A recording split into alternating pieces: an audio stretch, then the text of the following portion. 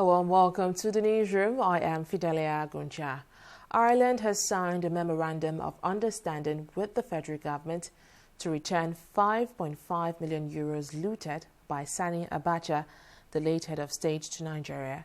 Helen McEntee, Ireland Minister of Justice and Equality, said the MOU followed an order recently issued by a court in Ireland regarding the funds.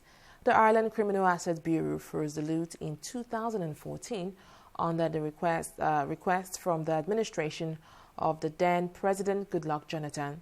McEntee stressed that the return of these assets will be the first time that Ireland has taken such action and will be a concrete demonstration of the country's commitment to international cooperation in the fight against corruption.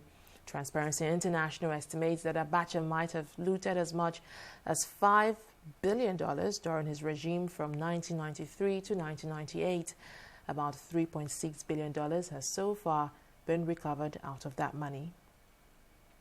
The Department of State Services has accused the former Deputy Governor of the Central Bank of Nigeria, Obadiah Mailafa, of attempting to cause a breach of peace in the country. Mailafa had, in an interview with a radio station, alleged that a northern governor was the commander of the Boko Haram terrorist group. He was subsequently invited by the Plateau State Office of the DSS and questioned for 6 hours. Speaking after he was released, Mailafa said he stood by his allegations. However, DSS Public Relations Officer Peter Afunaya, in a statement on Friday, said Mailafa apologized profusely for his comment during his questioning. No fewer than 684 stranded Nigerians who were brought back by the federal government tested positive for the coronavirus. Boss Mustafa, chairman of the Presidential Task Force on COVID-19, disclosed this at a media briefing in Abuja on Thursday. According to him, a total of 14,906 Nigerians have been evacuated, out of which 13,844 have been tested.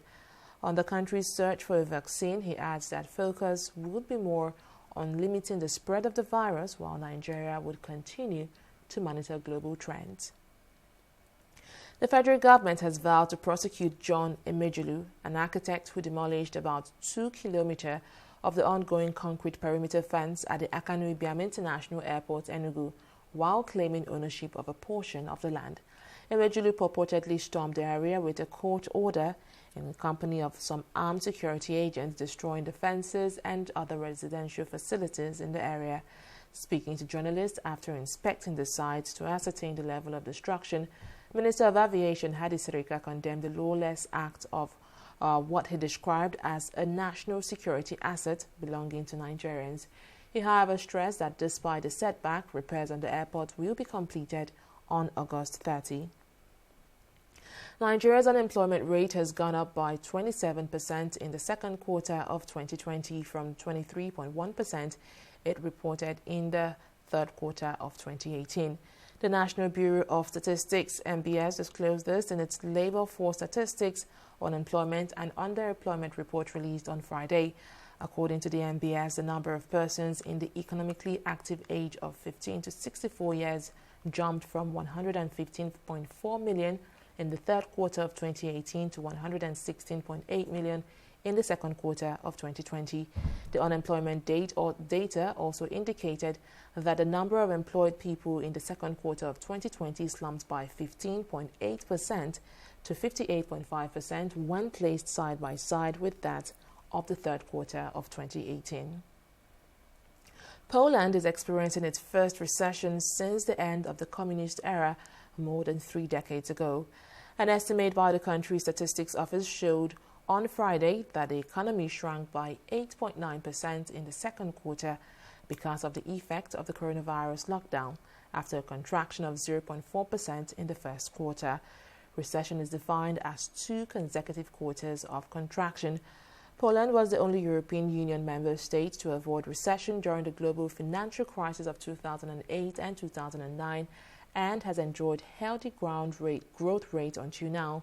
But the Polish Economic Institute has predicted that the economy should recover in the next quarters. Talking sports now, Serena Wakeman has signed a 4-year deal to succeed Phil Neville as the head coach of England's female national team. The current Netherlands head coach will take over the Lioness in September 2021 following the rescheduled Olympic Games in Tokyo. She will, however, lead the Lioness to the upcoming Euros in 2022, for which England will be hosting, as well as the 2023 World Cup in Australia and New Zealand. And that's the latest from the newsroom. Many thanks for watching.